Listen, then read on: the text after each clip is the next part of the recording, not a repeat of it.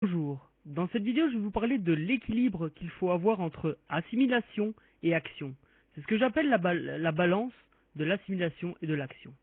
Je m'appelle David Valsé-Machinant, initiateur d'inspiration au travers du Carrefour de réussite, et je suis vraiment heureux de pouvoir partager cela avec vous aujourd'hui. Alors, dans la vie, il y a des moments où on assimile les choses, et dans la vie, il y a des moments où on passe à l'action. C'est ce que j'appelle la balance de l'assimilation et de l'action. La plupart du temps, la plus grande problématique que l'on a, c'est que l'on assimile énormément parce que l'on est dans une zone de confort. Le fait d'assimiler, eh bien, on est en sécurité et on passe peu à l'action et on met peu en pratique ce que l'on apprend, ce que l'on assimile. Dans la vie, il y a des moments où on assimile beaucoup. Par exemple, lorsqu'on est aux études ou lorsqu'on participe à une formation. Mais le plus important, ce n'est pas d'apprendre des milliers de choses, c'est de mettre en pratique au moins 200 de ces choses. C'est pour ça qu'il est important d'avoir un équilibre entre assimilation et action. Parce que sans mise en pratique de ce que vous avez appris et sans passage à l'action, eh bien, vous n'obtiendrez aucun résultat. C'est vrai qu'il est sécurisant de réaliser des plannings, de faire des tas et des tas de plannings, de théoriser tout ce que l'on doit faire, de faire des listes de tâches. Le problème est que si on ne passe pas à l'action, eh bien les résultats ne vont pas venir comme par magie.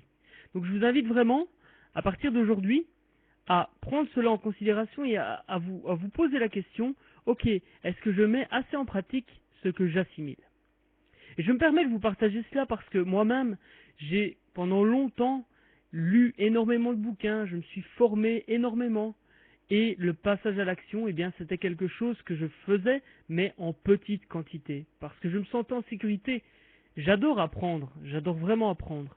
Mais il y a quelques temps, enfin il y a un petit, je vais y arriver, il y a un petit temps, pardon, j'ai décidé de pivoter et au lieu d'assimiler pendant 80% de mon temps, j'ai décidé de passer à l'action, de mettre en pratique ce que j'ai appris à 80% de mon temps et 20% du temps, je continue à assimiler, lire des choses et me former. Et ce que je veux dire par là, c'est que je reprends un livre que je viens de terminer. Si je mets en pratique un dixième de ce qu'il y a dans ce livre, ou par exemple les interviews du Carrefour des réussites, si je mets en pratique un dixième de ce qui est partagé dans les interviews, et c'est valable pour vous aussi, si vous mettez en pratique 10% de ce que vous apprenez, eh bien vous allez obtenir des résultats incroyables. Parce que c'est pas le tout d'assimiler, il faut aussi passer à l'action.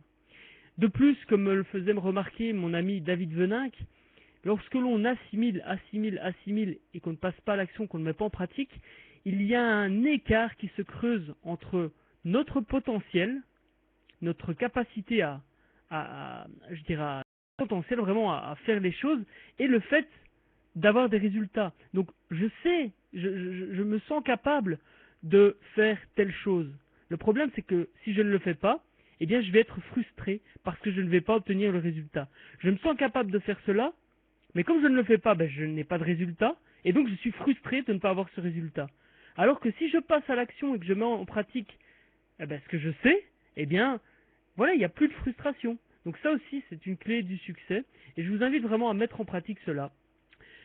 On se retrouve dans une prochaine vidéo, je vais y arriver.